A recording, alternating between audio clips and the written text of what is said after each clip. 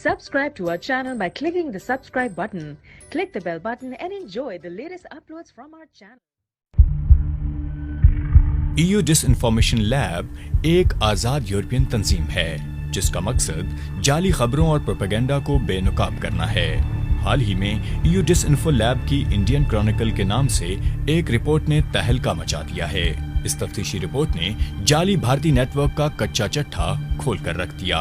इस रिपोर्ट के मुताबिक 116 ममालिक में फैला ये नेटवर्क 15 साल से सरगर्म अमल था और 750 से ज्यादा जाली मकामी नेटवर्क्स, 10 से ज्यादा NGOs और पाकिस्तानी आलाकारों की मदद से यूरोपियन यूनियन और अक़वाम मुत्तहिदा पर बुरी तरह असर अंदाज होता रहा। रिपोर्ट के मुताबिक इस नेटवर्क का असल मकसद पाकिस्तान के मफाद को ठेस पहुंचाना और दुनिया की नजरों में पाकिस्तान का तासुर खराब करना था। इस मकसद के लिए ये नेटवर्क मुतअद्दिद घिनौनी हरकत में भी मुलव्वस रहा है, जैसे कि निहायत चालाकी से मुर्दा NGOs और थिंक टैंक्स और अफराद के नामों की तजदीद और फिर इस्तेहसाल। मसलन 2006 में इंतकाल कर जाने वाले प्रोफेसर लोइस को इस नेटवर्क के तवस्सुत से नई जिंदगी तब अनायत हुई जब वो 2007 के अक़वाम मुत्तहिदा इंसानी हकूक़ के इजलास और 2011 में फ्रेंड्स ऑफ गिलगित बल्तिस्तान नामी एक प्रोग्राम में शिरकत करते हुए पाए गए। काबिल जिक्र मीडिया हाउसेस और EU ऑब्जर्वर, द इकोनॉमिस्ट और वॉइस ऑफ अमेरिका जैसी प्रेस एजेंसियों का नाम इस्तेमाल करते हुए जाली खबरों और बयानिए की तरवीज, जाली पब्लिशिंग कंपनियों का कयाम और इन जाली कंपनियों के जरिए अपने नाम नेहाद थिंक टैंक्स की किताबों की इशाअत। श्रीवास्तव ग्रुप के ज़ेर एहतमाम बज़ाहिर अक़वाम मुत्तहिदा से मंसूब इंसानी हकूक़ की जाली तंजीमें भी फाल थीं, जिनमें European Organization for Pakistani Minorities, Balochistan House और साउथ एशिया डेमोक्रेटिक फोरम भी शामिल हैं। न सिर्फ ये बल्कि मुर्दा तंजीमों को भी जला दी जाती थी। मसलन द कैनर्स इंटरनेशनल परमानेंट कमेटी नामी एक तंजीम जो 2007 में गैर फाल हो चुकी थी, उसे इस नेटवर्क के तहत दोबारा फाल किया गया, लेकिन अब इसका डब्बों में बंद खुराक से कुछ लेना देना नहीं था, बल्कि इसके तहत अक़वाम मुत्तहिदा में पाकिस्तान के खिलाफ हर्जा सराई करने वाले तुलबा भेजे जाते थे। इस रिपोर्ट में ये इंकशाफ भी किया गया है कि पाकिस्तान मुखालिफ एजेंडे के फरोग के लिए 550 थिंक टैंक्स की टीम पर मबनी EP टुडे और EU क्रॉनिकल्स नामी मैगजीन का आगाज भी किया गया, जिसमें पाकिस्तान मुखालिफ मवाद शाये किया जाता था।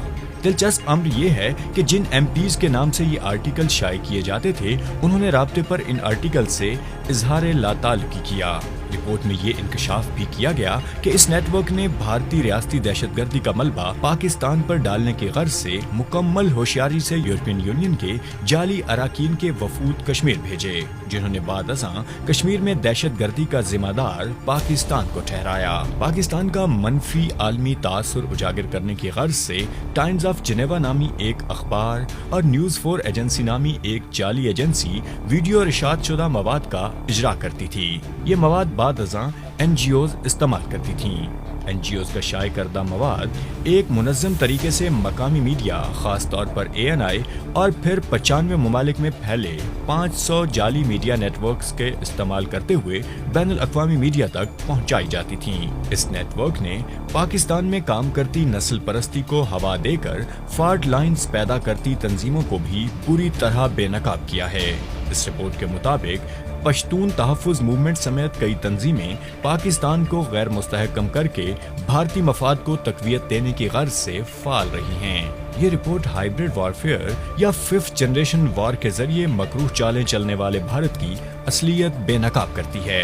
ये रिपोर्ट इस बात की वाज़ेह दलील है कि पाकिस्तान को नुकसान पहुंचाने की गर्ज से दुश्मन कोई भी हद पार कर सकता है। लेकिन परेशान कुन अम्र ये है कि पाकिस्तान को सिर्फ बैरूनी नहीं बल्कि अपनी सफ़ों में मौजूद दुश्मन के इशारों पर नाचते मीर जाफरों से भी खतरा है। हुसैन हकानी की सरबराही में भारतीय नेटवर्क के मैकेनिज्म पर काम करता 7 फोरम इसकी जिंदा मिसाल है। मज़कूरा रिपोर्ट ने इस बात पर मोहर जब्त कर दी है। 7 फोरम के सरबराह हुसैन हकानी का दूसरा प्रोग्राम एहसास नामी एक तंजीम के साथ मुनक्कद हुआ। इस रिपोर्ट ने एहसास का ताल्लुक भारत से वाज़ेह कर दिया है।